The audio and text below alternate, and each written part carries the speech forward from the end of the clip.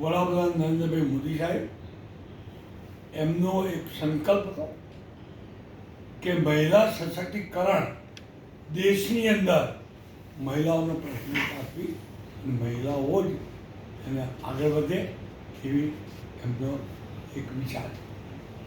એમના વિચારને અમે ધારાસભ્ય તરીકે મારા વિસ્તારમાં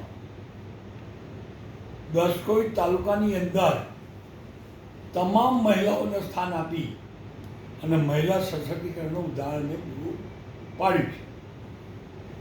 મને કહેતા આનંદ થાય કે દસકોઈ તાલુકા પ્રમુખ, તાલુકા પંચાયતના પ્રમુખ તમે સુનિતાબેન પટેલને બનાવ્યા છે, ઉપપ્રમુખ મીનાબેન બારિયાને બનાવ્યા છે, કારોબારી ચેરમેન સુમનબેન વાઘેલાને બનાવ્યા છે અને પક્ષના નેતા પિનલબેન પટેલને બનાવ્યા છે અને દંડક નિશાબેન રબારી.